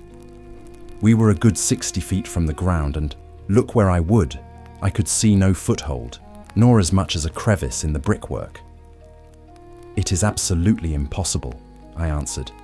"Without aid it is so. But suppose you had a friend up here who lowered you this good stout rope which I see in the corner, securing one end of it to this great hook in the wall. Then, I think, if you were an active man, you might swarm up, wooden leg and all. You would depart, of course, in the same fashion, and your ally would draw up the rope, untie it from the hook, shut the window, snib it on the inside, and get away in the way that he originally came. As a minor point it may be noted," he continued, fingering the rope, "that our wooden-legged friend, though a fair climber, was not a professional sailor. His hands were far from horny. My lens discloses more than one blood mark, especially towards the end of the rope, from which I gather that he slipped down with such velocity that he took the skin off his hand. This is all very well, said I, but the thing becomes more unintelligible than ever. How about this mysterious ally? How came he into the room? Yes, the ally, repeated Holmes pensively. There are features of interest about this ally. He lifts the case from the regions of the commonplace. I fancy that this ally breaks fresh ground in the annals of crime in this country, though parallel cases suggest themselves from India and, if my memory serves me, from Senegambia. How came he then? I reiterated. The door is locked. The window is inaccessible. Was it through the chimney? The grate is much too small, he answered. I had already considered that possibility. How then? I persisted. You will not apply my precept, he said, shaking his head.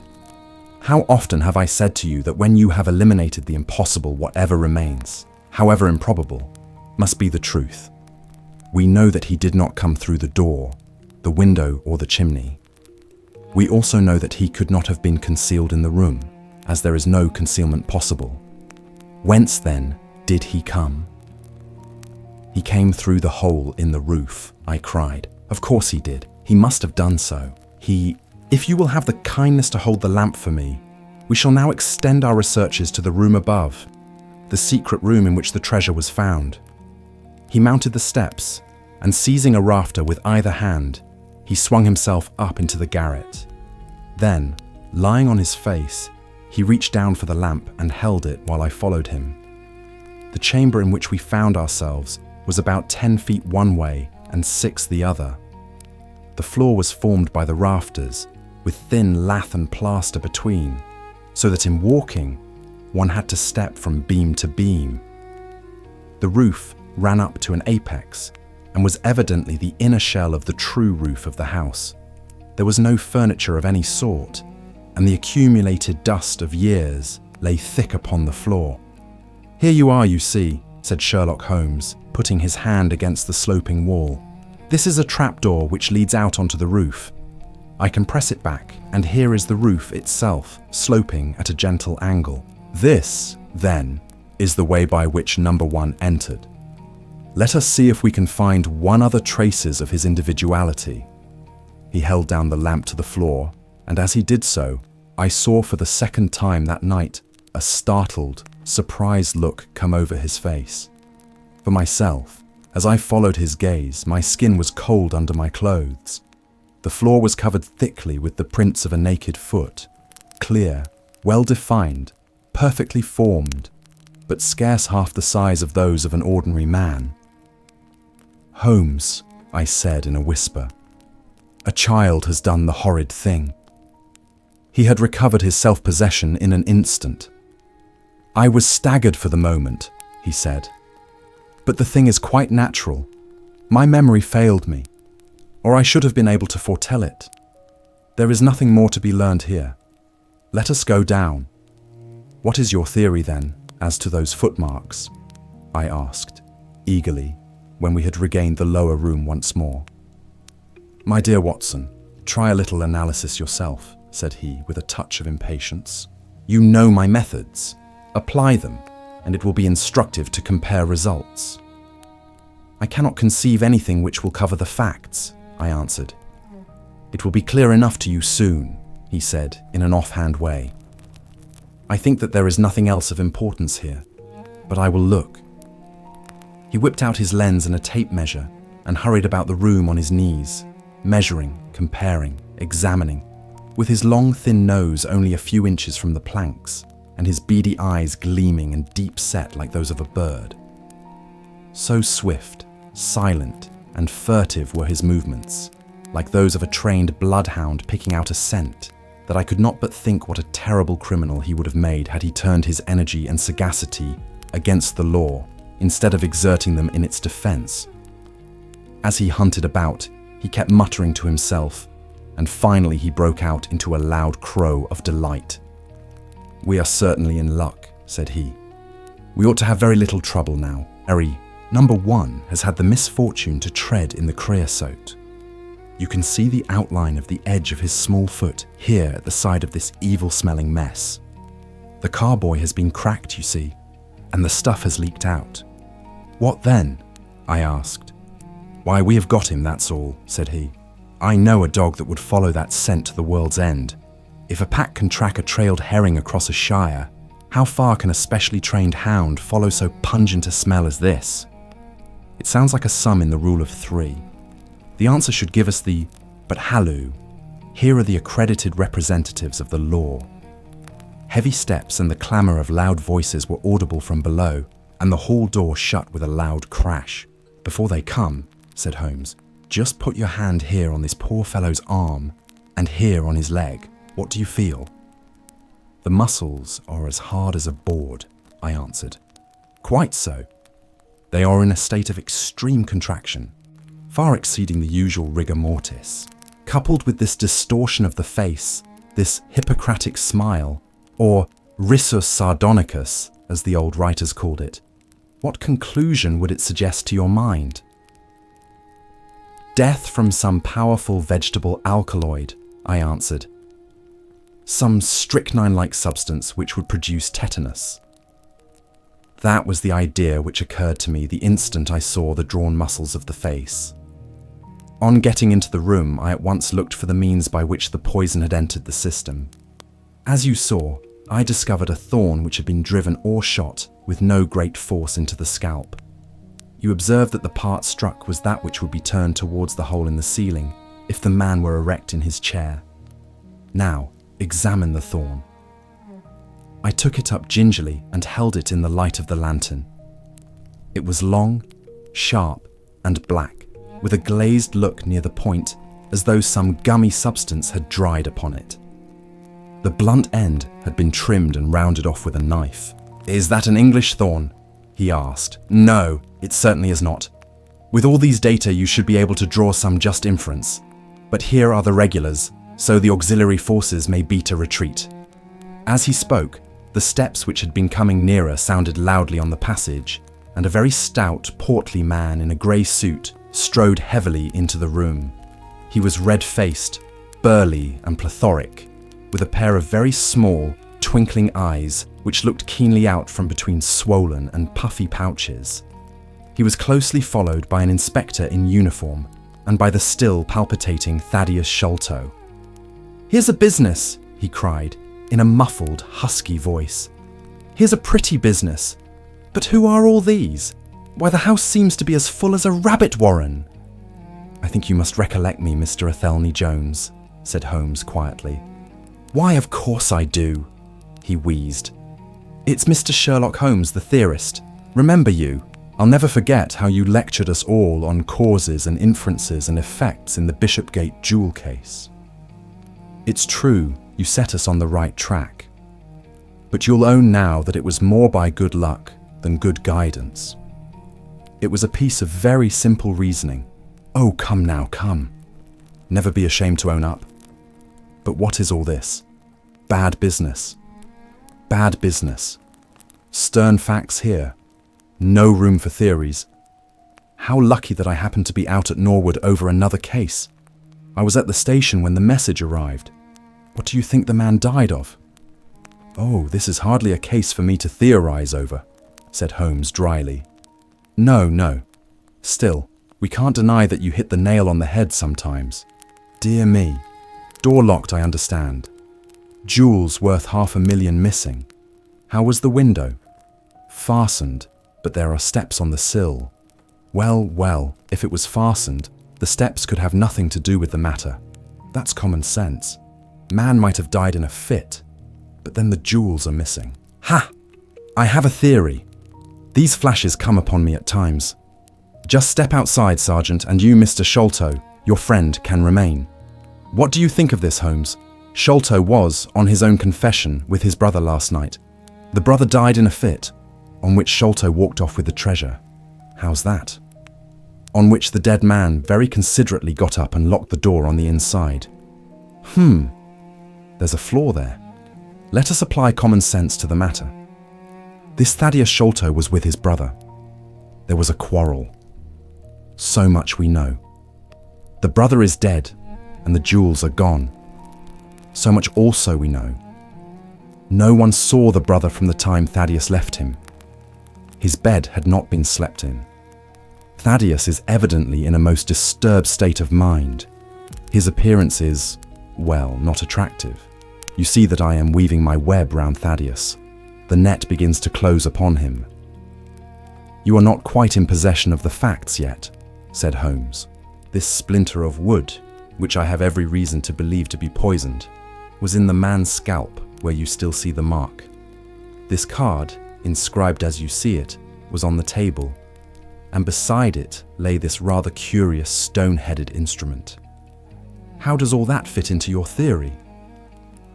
Confirms it in every respect, said the fat detective pompously. House is full of Indian curiosities. Thaddeus brought this up, and if this splinter be poisonous, Thaddeus may as well have made murderous use of it as any other man. The card is some hocus pocus, a blind, as like as not. The only question is, how did he depart? Of course, here is a hole in the roof. With great activity, considering his bulk, he sprang up the steps and squeezed through into the garret, and immediately afterwards we heard his exulting voice proclaiming that he had found the trap door. He can find something, remarked Holmes, shrugging his shoulders. He has occasional glimmerings of reason. Il n'y a pas des sots si incommodes que ceux qui ont de l'esprit. You see, said Athelney Jones, reappearing down the steps again. Facts are better than mere theories after all. My view of the case is confirmed. There is a trapdoor communicating with the roof, and it is partly open. It was I who opened it. Oh, indeed. You did notice it then? He seemed a little crestfallen at the discovery. Well, whoever noticed it, it shows how our gentleman got away. Inspector. Yes, sir, from the passage. Ask Mr. Sholto to step this way. Mr. Sholto, it is my duty to inform you that anything which you may say will be used against you. I arrest you in the Queen's name as being concerned in the death of your brother. There now! Didn't I tell you? Cried the poor little man, throwing out his hands and looking from one to the other of us. Don't trouble yourself about it, Mr. Sholto, said Holmes. I think that I can engage to clear you of the charge. Don't promise too much, Mr. Theorist. Don't promise too much, snapped the detective. You may find it a harder matter than you think. Not only will I clear him, Mr. Jones, but I will make you a free present of the name and description of one of the two people who were in this room last night. His name, I have every reason to believe, is Jonathan Small. He is a poorly educated man, small, active, with his right leg off, and wearing a wooden stump which is worn away upon the inner side.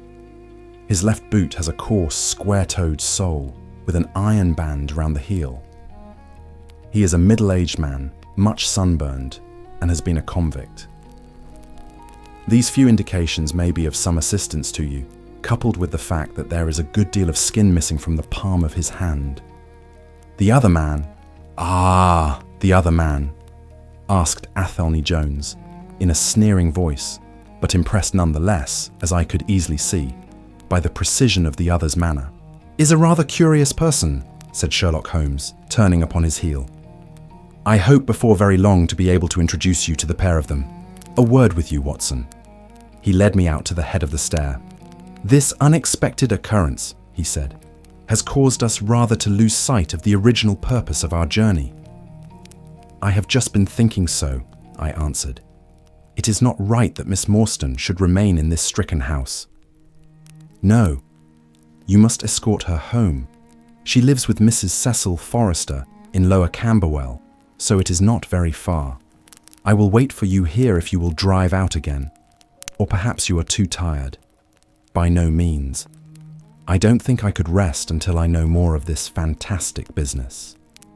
I have seen something of the rough side of life, but I give you my word that this quick succession of strange surprises tonight has shaken my nerve completely. I should like, however, to see the matter through with you, now that I have got so far. Your presence will be of great service to me, he answered. We shall work the case out independently, and leave this fellow Jones to exult over any mare's nest which he may choose to construct. When you have dropped Miss Morstan, I wish you to go on to number 3 Pinchin Lane, down near the water's edge at Lambeth. The third house on the right-hand side is a bird stuffer's. Sherman is the name. You will see a weasel holding a young rabbit in the window. Knock old Sherman up and tell him, with my compliments, that I want Toby at once. You will bring Toby back in the cab with you. A dog, I suppose. Yes, a queer mongrel with a most amazing power of scent. I would rather have Toby's help than that of the whole detective force of London. I shall bring him then, said I. It is 1 now. I ought to be back before 3 if I can get a fresh horse. And I, said Holmes, shall see what I can learn from Mrs. Bernstone, and from the Indian servant who, Mr. Thaddeus tell me, sleeps in the next garret. Then I shall study the great Jones's methods and listen to his not too delicate sarcasms. Wir sind gewohnt, dass die Menschen verhöhnen, was sie nicht verstehen. Goethe is always pity. Chapter 7. The Episode of the Barrel. The police had brought a cab with them, and in this I escorted Miss Morstan back to her home. After the angelic fashion of women, she had borne trouble with a calm face as long as there was someone weaker than herself to support, and I had found her bright and placid by the side of the frightened housekeeper. In the cab, however, she first turned faint, and then burst into a passion of weeping. So sorely had she been tried by the adventures of the night. She has told me since that she thought me cold and distant upon that journey. She little guessed the struggle within my breast, or the effort of self-restraint which held me back. My sympathies and my love went out to her, even as my hand had in the garden. I felt that years of the conventionalities of life could not teach me to know her sweet, brave nature, as had this one day of strange experiences. Yet there were 2 thoughts which sealed the words of affection upon my lips. She was weak and helpless, shaken in mind and nerve. It was to take her at a disadvantage to obtrude love upon her at such a time. Worse still, she was rich. If Holmes's researches were successful, she would be an heiress. Was it fair, was it honourable, that a half-pay surgeon should take such advantage of an intimacy which chance had brought about? Might she not look upon me as a mere vulgar fortune-seeker? I could not bear to risk that such a thought should cross her mind. This Agra treasure intervened like an impassable barrier between us. It was nearly 2 o'clock when we reached Mrs. Cecil Forrester's. The servants had retired hours ago, but Mrs. Forrester had been so interested by the strange message which Miss Morstan had received that she had sat up in the hope of her return.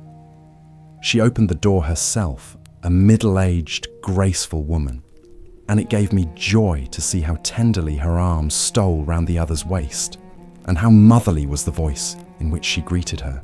She was clearly no mere paid dependent, but an honoured friend.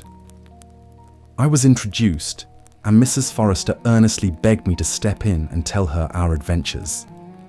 I explained, however, the importance of my errand, and promised faithfully to call and report any progress which we might make with the case.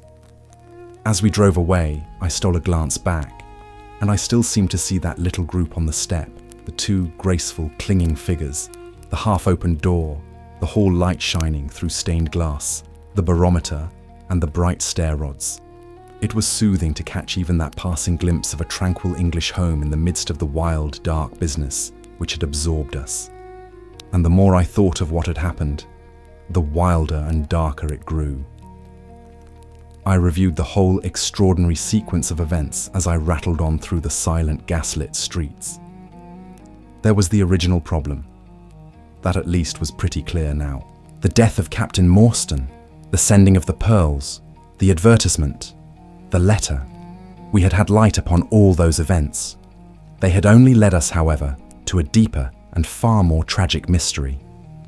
The Indian treasure, the curious plan found among Morstan's baggage, the strange scene at Major Sholto's death. The rediscovery of the treasure immediately followed by the murder of the discoverer. the very singular accompaniments to the crime, the footsteps, the remarkable weapons, the words upon the card, corresponding with those upon Captain Morstan's chart. Here was indeed a labyrinth in which a man less singularly endowed than my fellow lodger might well despair of ever finding the clue. Pinchin Lane was a row of shabby two-storied brick houses in the lower quarter of Lambeth. I had to knock for some time at number 3 before I could make my impression. At last, however, there was the glint of a candle behind the blind, and a face looked out at the upper window. "Go on, you drunken vagabone," said the face. "If you kick up any more row, I'll open the kennels and let out 43 dogs upon you." "If you'll let one out, it's just what I have come for," said I. "Go on," yelled the voice. "So help me gracious, I have a wiper in the bag, and I'll drop it on your head if you don't hook it." "But I want a dog," I cried. "I won't be argued with," shouted Mr. Sherman. "Now stand clear, for when I say 3, down goes the wiper. Mr. Sherlock Holmes," I began. But the words had a most magical effect, for the window instantly slammed down, and within a minute the door was unbarred and open. Mr. Sherman was a lanky, lean old man, with stooping shoulders, a stringy neck, and blue-tinted glasses. "A friend of Mr. Sherlock is always welcome," said he. "Step in, sir. Keep clear of the badger, for he bites. Ah, naughty, naughty. Would you take a nip at the gentleman?" This to a stoat, which thrust its wicked head and red eyes between the bars of its cage. "Don't mind that, sir. It's only a slow worm. It hain't got no fangs, so I gives it the run of the room, for it keeps the bettles down. You must not mind my being just a little short with you at first, for I'm guyed at by the children, and there's many a one just comes down this lane to knock me up." "What was it that Mr. Sherlock Holmes wanted, sir?" "He wanted a dog of yours." "Ah, that would be Toby." "Yes, Toby was the name. Toby lives at number 7 on the left here." He moved slowly forward with his candle among the queer animal family which he had gathered round him. In the uncertain, shadowy light, I could see dimly that there were glancing, glimmering eyes peeping down at us from every cranny and corner. Even the rafters above our heads were lined by solemn fowls, who lazily shifted their weight from one leg to the other as our voices disturbed their slumbers. Toby proved to an ugly, long-haired, lop-eared creature, half spaniel and half lurcher, brown and white in colour, with a very clumsy waddling gait.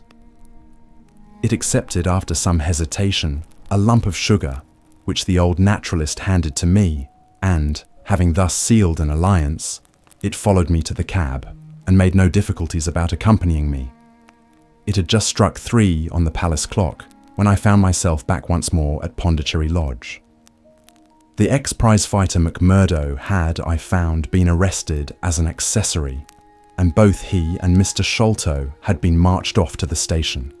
2 constables guarded the narrow gate, but they allowed me to pass with the dog on my mentioning the detective's name. Holmes was standing on the doorstep, with his hands in his pockets smoking his pipe. "Ah, you have him there," said he. "Good dog, then. Athelney Jones has gone. We have had an immense display of energy since you left. He has arrested not only friend Thaddeus, but the gatekeeper, the housekeeper, and the Indian servant. We have the place to ourselves, but for a sergeant upstairs. Leave the dog here and come up." We tied Toby to the hall table and reascended the stairs. The room was as we had left it, save that a sheet had been draped over the central figure. A weary-looking police sergeant reclined in the corner. "Lend me your bullseye, sergeant," said my companion. "Now tie this bit of card round my neck, so as to hang it in front of me. Thank you. Now I must kick off my boots and stockings. Just you carry them down with you, Watson. I am going to do a little climbing, and dip my handkerchief into the creosote. That will do. Now come up into the garret with me for a moment." We clambered up through the hole. Holmes turned his light once more upon the footsteps in the dust. "I wish you particularly to notice these footmarks," he said. "Do you observe anything noteworthy about them?" "They belong," I said, "to a child or a small woman." "Apart from their size, though. Is there nothing else?" "They appear to be much as other footmarks."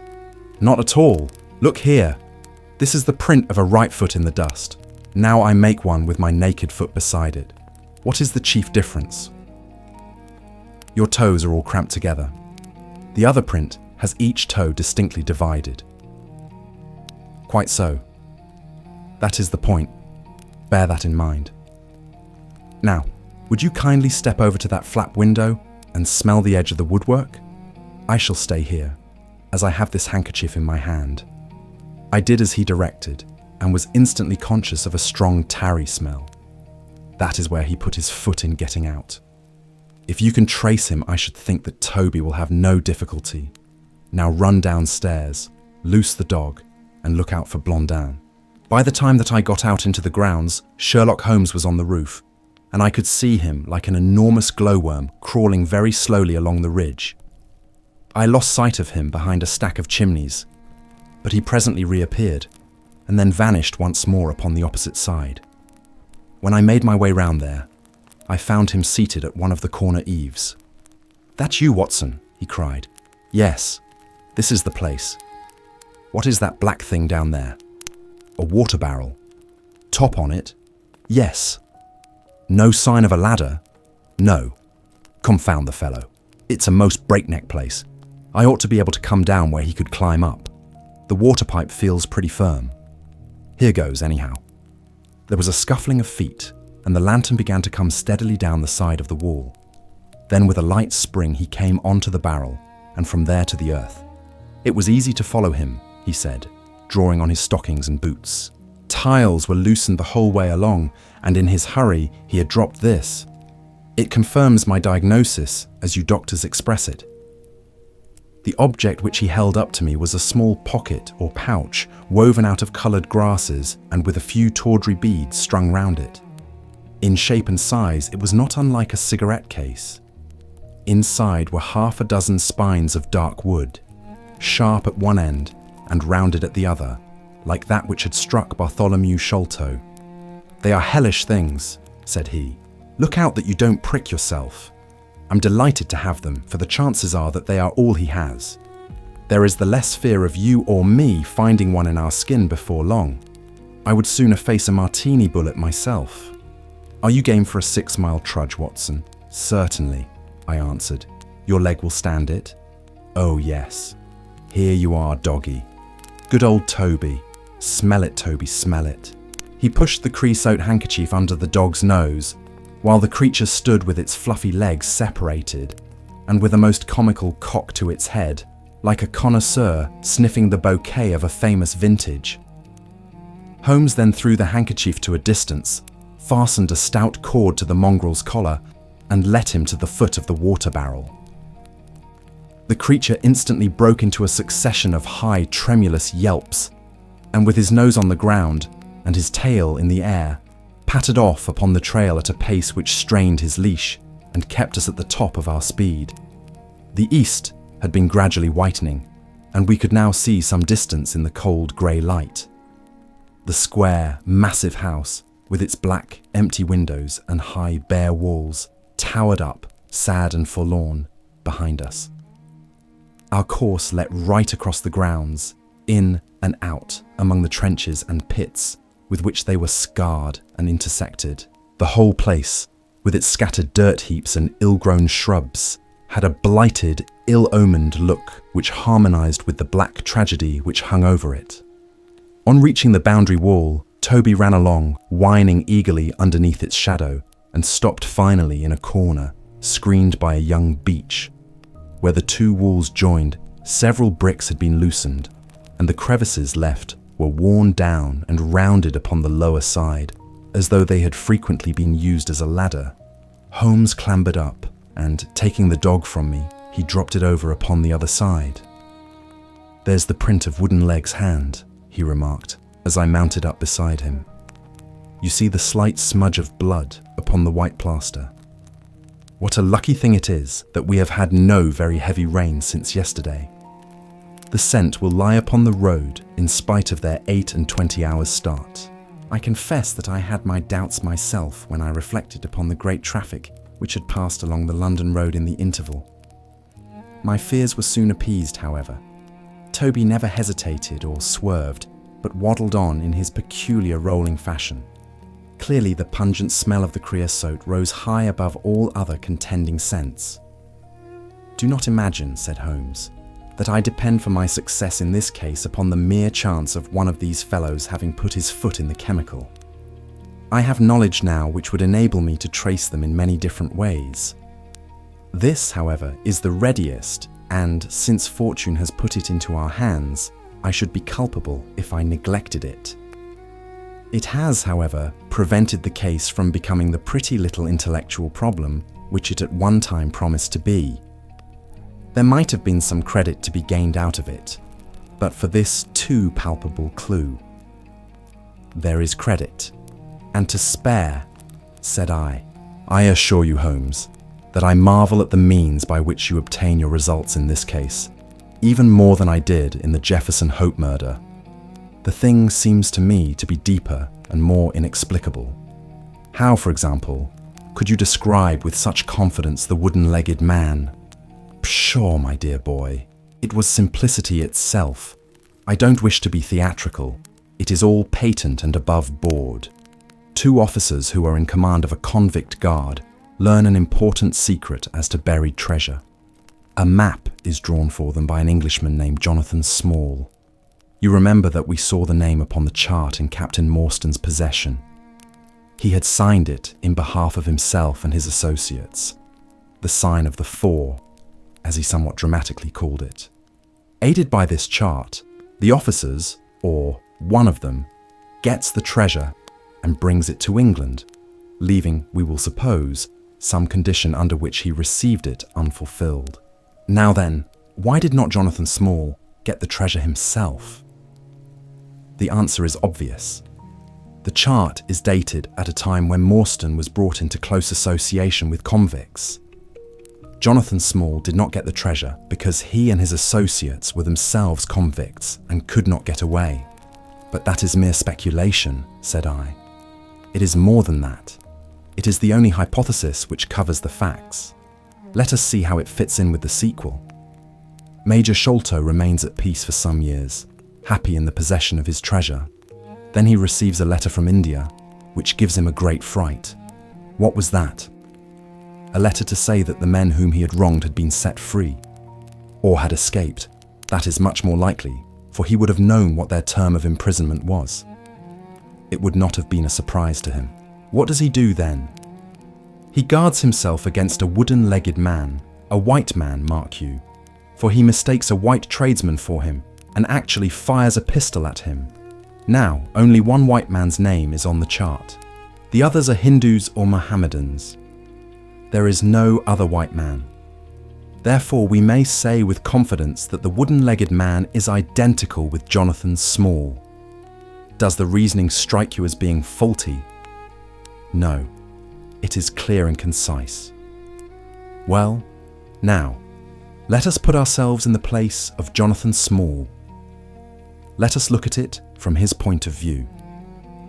He comes to England with the double idea of regaining what he would consider to be his rights, and of having his revenge upon the man who had wronged him. He found out where Sholto lived, and very possibly he established communications with someone inside the house. There is this butler, Lal Rao, whom we have not seen. Mrs. Bernstone gives him far from a good character. Small could not find out, however, where the treasure was hid, for no one ever knew, save the Major and one faithful servant who had died. Suddenly, Small learns that the Major is on his deathbed. In a frenzy, lest the secret of the treasure die with him, he runs the gauntlet of the guards, makes his way to the dying man's window, and is only deterred from entering by the presence of his two sons. Mad with hate, however, against the dead man, he enters the room that night, searches his private papers in the hope of discovering some memorandum relating to the treasure, and finally leaves a memento of his visit in the short inscription upon the card. He had doubtless planned beforehand that should he slay the Major, he would leave some such record upon the body as a sign that it was not a common murder, but, from the point of view of the four associates, something in the nature of an act of justice, Whimsical and bizarre conceits of this kind are common enough in the annals of crime, and usually afford valuable indications as to the criminal. Do you follow all this? Very clearly. Now, what could Jonathan Small do? He could only continue to keep a secret watch upon the efforts made to find the treasure. Possibly he leaves England and only comes back at intervals. Then comes the discovery of the garret, and he is instantly informed of it. We again trace the presence of some confederate in the household. Jonathan, with his wooden leg, is utterly unable to reach the lofty room of Bartholomew Sholto. He takes with him, however, a rather curious associate, who gets over this difficulty, but dips his naked foot into creosote, whence come Toby, and a 6-mile limp for a half-pay officer with a damaged tendo Achilles. But it was the associate, and not Jonathan, who committed the crime. Quite so, and rather to Jonathan's disgust, to judge by the way the stamped about when he got into the room. He bore no grudge against Bartholomew Sholto, and would have preferred if he could have been simply bound and gagged. He did not wish to put his head in a halter. There was no help for it, however. The savage instincts of his companion had broken out, and the poison had done its work. So Jonathan Small left his record, lowered the treasure box to the ground, and followed it himself. That was the train of events, as far as I can decipher them. Of course, as to his personal appearance, he must be middle-aged, and must be sunburned after serving his time in such an oven as the Andamans. His height is readily calculated from the length of his stride, and we know that he was bearded. His hairiness was the one point which impressed itself upon Thaddeus Sholto when he saw him at the window. I don't know that there is anything else. The associate. Ah, well, there is no great mystery in that, but you will know all about it soon enough. How sweet the morning air is. See how that one little cloud floats like a pink feather from some gigantic flamingo. Now the red rim of the sun pushes itself over the London cloud bank. It shines on a good many folk, but on none, I dare bet, who are on a stranger errand than you and I. How small we feel with our petty ambitions and strivings in the presence of the great elemental forces of nature. Are you well up in your Jean-Paul? Fairly so. I worked back to him through Carlisle. That was like following the brook to the parent lake. He makes one curious but profound remark.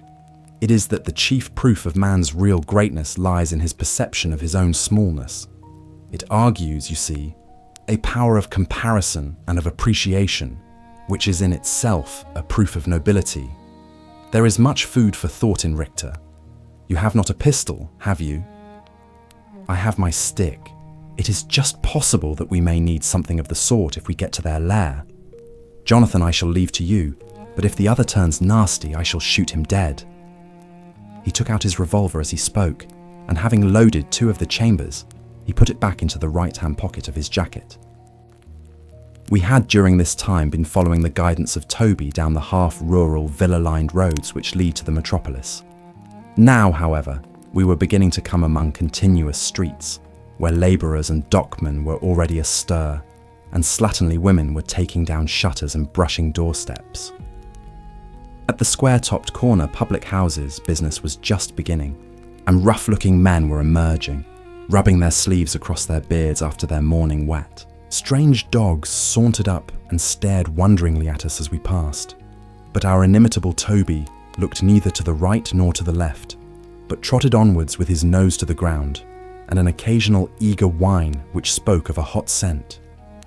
We had traversed Streatham, Brixton, Camberwell, and now found ourselves in Kennington Lane, having borne away through the side streets to the east of the Oval. The men whom we pursued seemed to have taken a curiously zigzag road, with the idea probably of escaping observation.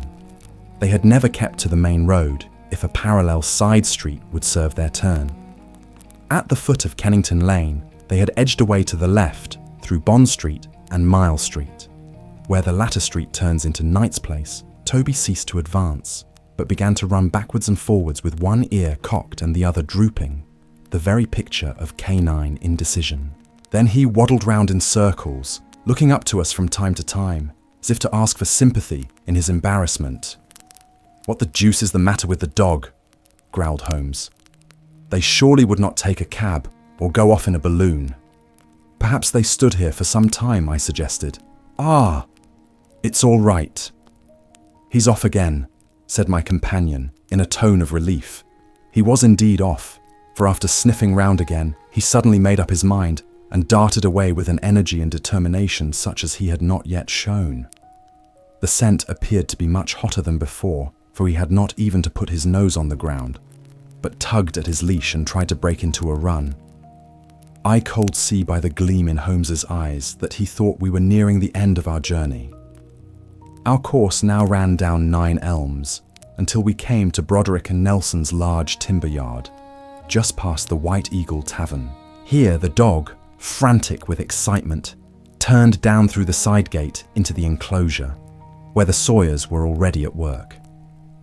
On the dog raced through sawdust and shavings, down an alley, round a passage, between 2 woodpiles, and finally, with a triumphant yelp, sprang upon a large barrel which still stood upon the hand trolley on which it had been brought. With lolling tongue and blinking eyes, Toby stood upon the cask, looking from one to the other of us for some sign of appreciation.